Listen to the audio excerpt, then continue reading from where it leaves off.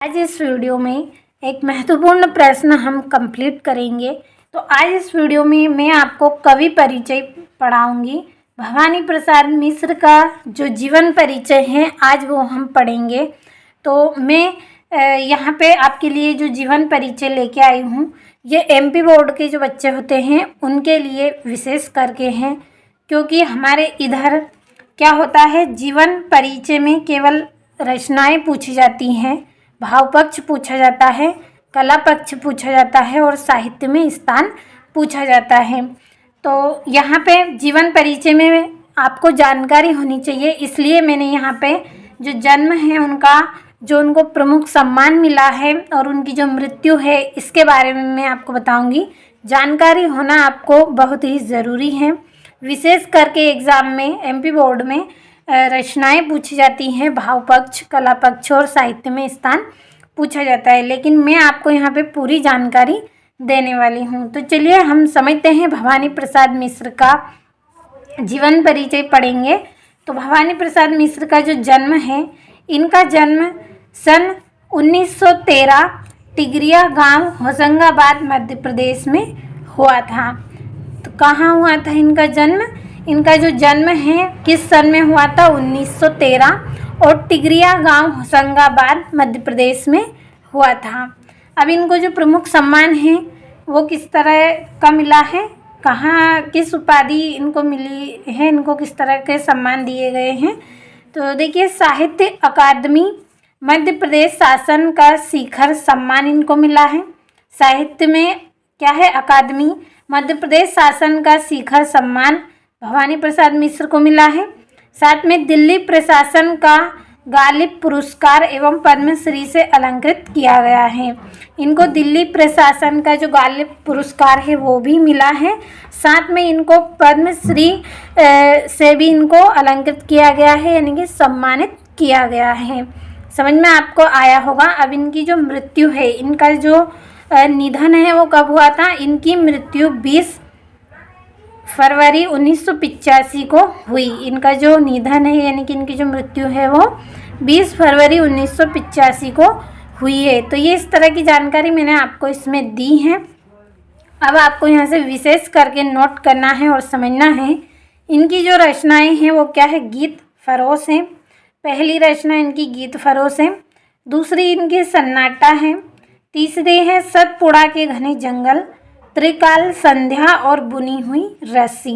एक से अधिक रचनाएं आपको बताई हैं ताकि आपको याद इनमें से कुछ रह जाए, और जो आपको अच्छी लगे वो नोट करना है। एक से अधिक मैंने आपको यहाँ पे बताई हैं, केवल 2 रचनाएं इनकी पूछी जाती हैं। सबसे पहली है कि गीत फरोश, सन्नाटा, सतपुड़ा के घने जंगल और त्रिकाल संध्या और बुनी हुई रस्सी। तो ये हो गई इनकी रचनाएं। चलिए इनका जो भाव पक्ष है वो हम समझ लेते हैं। भाव पक्ष के अंतर्गत यहाँ पे मैंने लिखा है, इनकी कविताओं में आम बोलचाल की भाषा का प्रयोग किया गया है। भवानी प्रसाद मिश्र हैं, इनकी कविताओं में जो शब्द इन्होंने लिए हैं वो कैसे हैं? आम बोलचाल की भाषा के शब्द का प्रयोग इन्होंने किया है, जो सरल और सहज है। जो कैसी हैं? सरल और सहजता के साथ प्रयोग की गई हैं। इन्होंने अनुभूतिपूर्ण काव्य की रचना की है। इन्होंने क्या है? अनुभूतिपूर्ण यानी कि अनुभवशील काव्य की इन्होंने रचना की है। भवानी प्रसाद मिश्र की कविता में सामाजिक यथार्थ का चित्रण देखने को मिलता है। जो भवानी प्रसाद मिश्र हैं, इनकी कविताओं में क्या देखने को मिलता है? सामाजिक यथार्थ का चित्रण देखने को मिलता है। तो रटना नहीं है, केवल आपको समझना है यहाँ पे कि जो भवानी प्रसाद मिश्र हैं इन्होंने कविताएं लिखी हैं। कविता इन्होंने लिखी है तो इन्होंने शब्दों का प्रयोग किया है। कैसे शब्दों का प्रयोग किया है? इन्होंने आम बोलचाल की भाषा के शब्दों का प्रयोग किया है। अब आम बोलचाल भाषा के शब्द हैं तो कैसे रहेंगे? आसान और सरल ही रहेंगे। तो इन्होंने सरल शब्दों का प्रयोग किया है।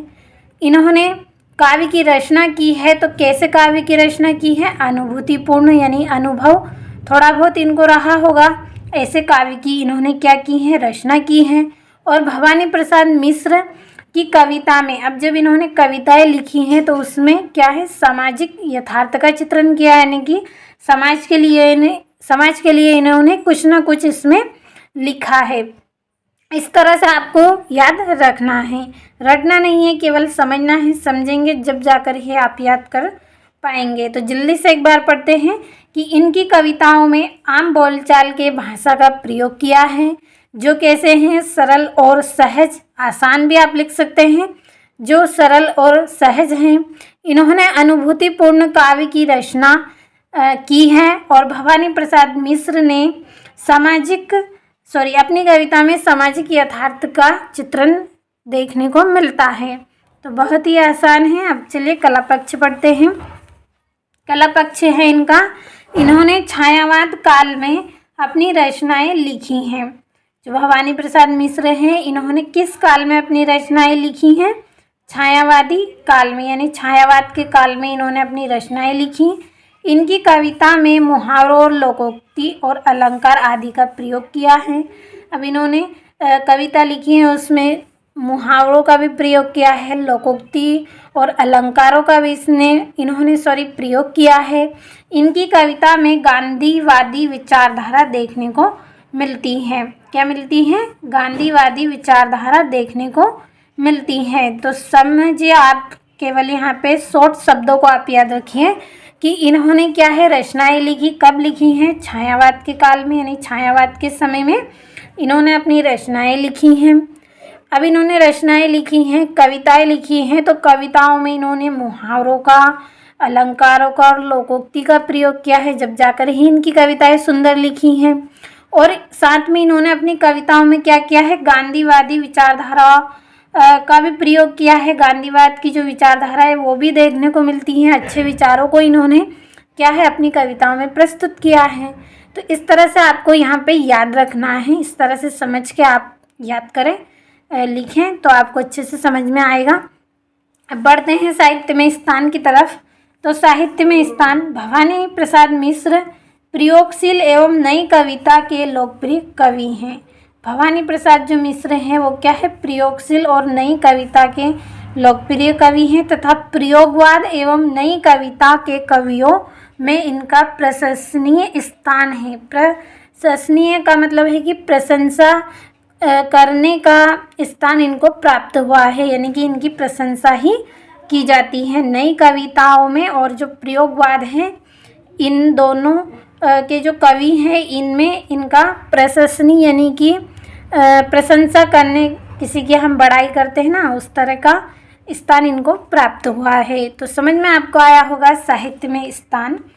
बहुत ही आसान और सरल है कि भवानी प्रसाद मिश्र प्रयोगशील एवं नई कविता के लोकप्रिय कवि हैं तथा प्रयोगवाद एवं नई कविता के कवियों में इनका प्रशंसनीय स्थान है। तो स्क्रीनशॉट के माध्यम से नोटबुक में नोट करें। कुछ महत्वपूर्ण पॉइंट मैंने यहाँ पे आपके लिए लिखे हैं जो कि एग्ज़ाम में आपसे पूछ सकते हैं, तो वो भी चलिए आप जल्दी से एक बार समझ लेते हैं। ऑब्जेक्टिव में आपके पूछे जा सकते हैं। तो पहला है, भवानी प्रसाद मिश्र ने कविता और साहित्य के साथ साथ राष्ट्रीय आंदोलन में गांधी जी के साथ सक्रिय भागीदारी निभाई थी।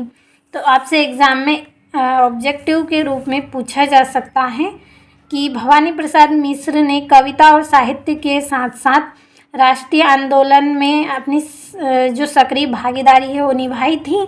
तो इस तरह से यहाँ पे आपको कोई भी एक उत्तर ऑब्जेक्टिव के टाइप में, चाहे सत्यासत्य में, किसी भी तरह से आपको दे दिया जाता है, तो आपको पढ़ना यहाँ पे ज़रूरी है कि भवानी प्रसाद मिश्र ने कविता और साहित्य के साथ साथ राष्ट्रीय आंदोलन में गांधी जी के साथ सक्रिय भागीदारी निभाई थी। तो ये आपका यहाँ पे पढ़ेगा है आपने, तो आपको आंसर पता रहेगा कि हाँ, इन्होंने तो निभाई थी। अगला है, भवानी प्रसाद मिश्र को कविता का गांधी कहा जाता है। भवानी प्रसाद मिश्र को क्या कहा जाता है? कविता का गांधी कहा जाता है, क्योंकि इन्होंने अपनी कविताओं में गांधीवादी विचारधारा को अपनाया था।